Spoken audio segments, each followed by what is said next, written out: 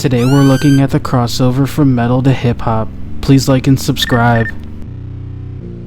This is Gorgoroth playing at Wacken Open Air in 2008. Now if someone told me that in 2020 and above this would look like a hip-hop show, I would probably laugh in their face. But the crazy thing is that just last year at Rolling Loud, Playboi Carti had a show that looked exactly like a metal show.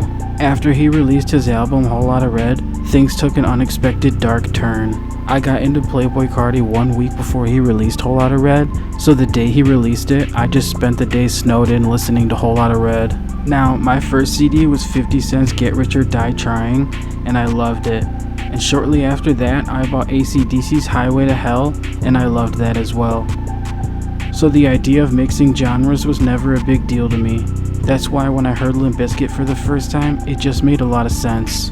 One of the most shocking images I've seen was Travis Scott releasing this video 10 years ago. Holy shit, that's a long time ago.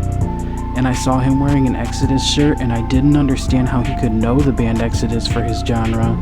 Exodus is just an obscure metal band.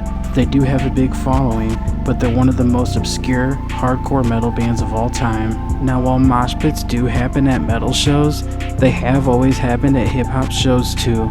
When Playboi Carti released his music video for R.I.P., it was solely based around one big mosh pit.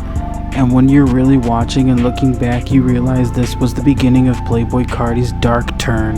He went on to start a record label called Opium and support groups such as Homicide Gang that used ideas from other metal bands. This design looks a lot like this design from another Cradle of Filth design. But it's not just designs that they're taking. They've also taken the imagery from a band called Slipknot. For example, these are the masks in Homicide Gang, and these are the masks from the band Slipknot. They do look eerily similar, and that's because they are.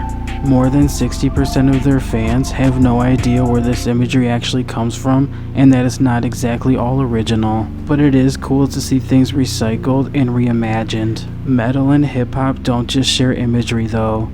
Some metal bands were actually real gangsters. This is Burzum. He's a true black metal artist who had real beef with another band called Mayhem. The guitarist of Mayhem was talking a lot of shit and writing diss tracks, so Burzum pulled up and stabbed him in the head. Burzum went on to sit behind bars for a long time and think about what he did, and he doesn't regret it. Now he's just out here in real life reaping the rewards of being a gangster and LARPing. Now I have a lot more to say about this, so please subscribe so I don't hurt myself. Just kidding. That's abusive. What?